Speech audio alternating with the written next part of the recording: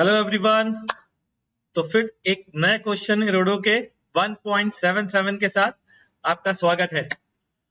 और इस क्वेश्चन में जैसा कि आप देख पा रहे हैं, लोग नाम देते हैं कंस्ट्रेंट रिलेशनशिप कि इस हेडिंग को पढ़ेंगे तो ये क्वेश्चन हो पाएगा। बिल्कुल सही बात कही जाती है, लेकिन बच्चों मेरा मानना ये है कि ये कंस्ट्रेंट रिलेशनशिप अपने आप में कोई नई चीज नहीं होती है।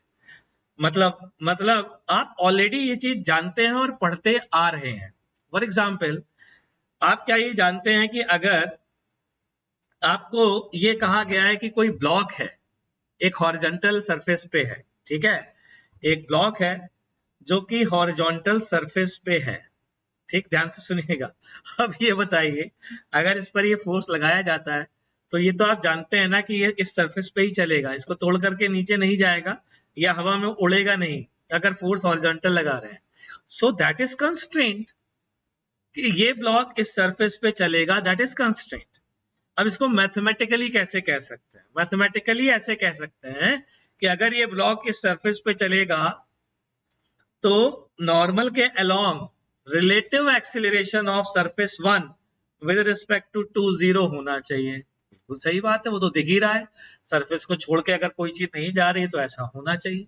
ठीक है, तो जरा यूज करते हैं उस चीज का और इस क्वेश्चन को सॉल्व करते हैं।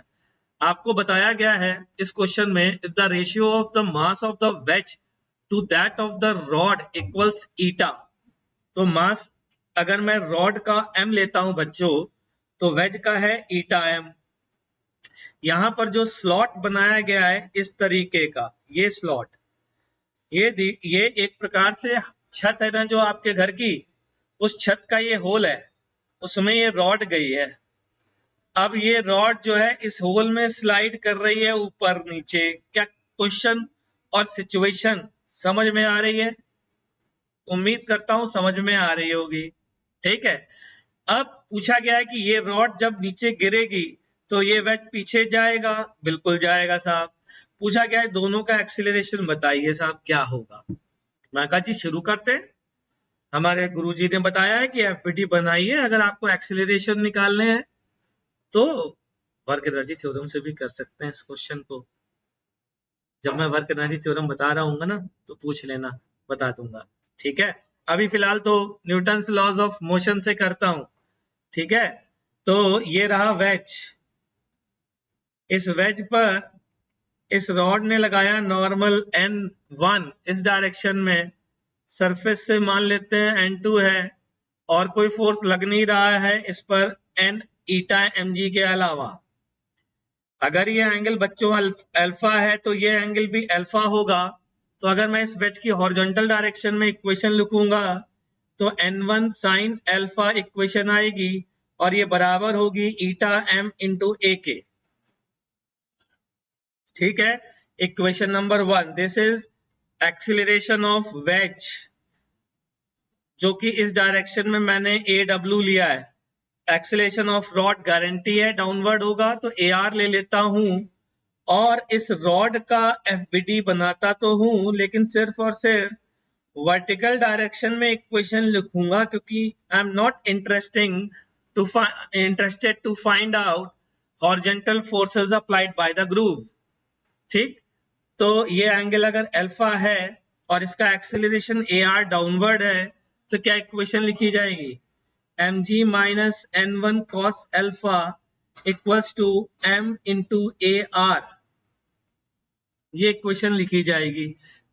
चेक करा मैंने, जब चेक किया तो मुझे पता चला n1 aw ar 3 वेरिएबल है और 2 इक्वेशन है, तो ये नाइंसाफी है, इसमें सॉल्व नहीं हो पाएगा। मतलब नाइंसाफी का मीनिंग ये है, तो सॉल्व नहीं हो पाएगा तो कैसे सॉल्व करें गुरुजी?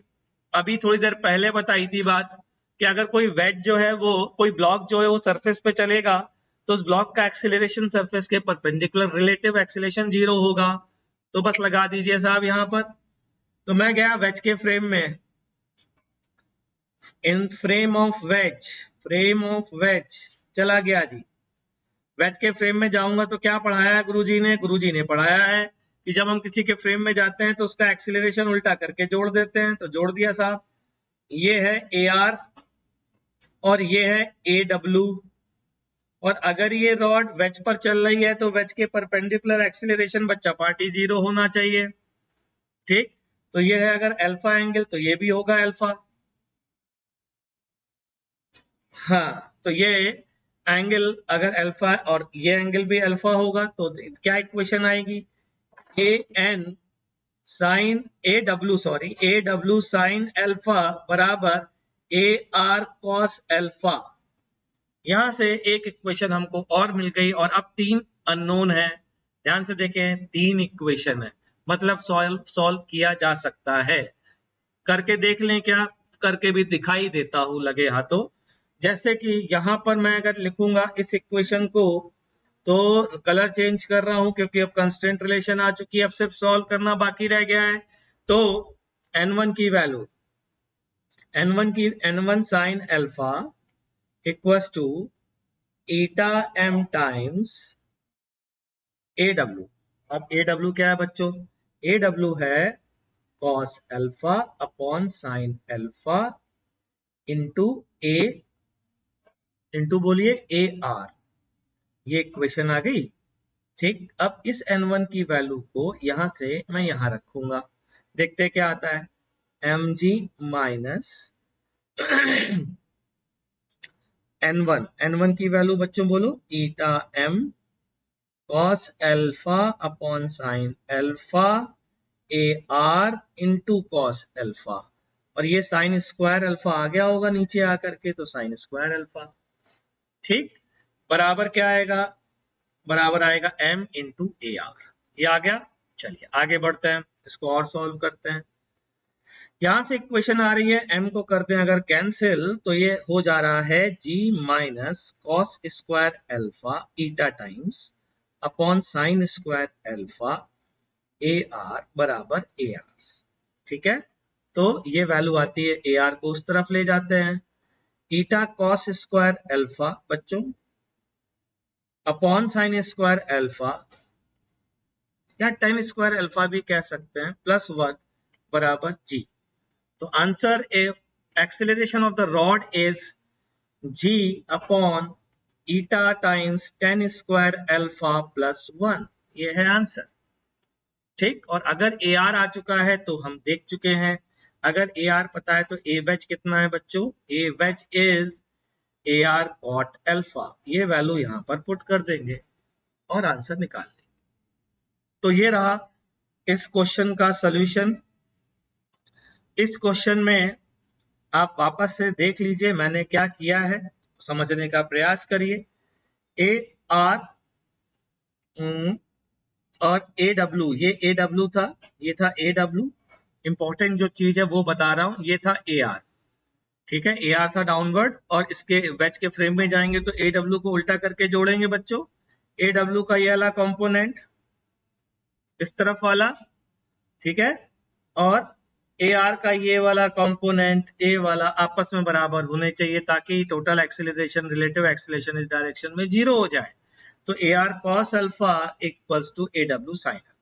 ठीक, और बाकी के इक्वेशन तो न्यूटन्स लॉज ऑफ मोशन के हैं। उम्मीद करता हूं आपको ये सोल्यूशन समझ में भी आया होगा और मजा भी आया होगा। ध्यान रखेगा, एक प्रॉमिस किया है मैंने, वर्क एनर्जी थ्योरम के समय भी बताऊंगा, चिंता मत करिएगा, इंतजार करते रहिए आगे से आगे के क्वेश्चंस के सॉल्यूशन आने का। मिलते हैं नेक्स्ट वीडियो में। Thank you.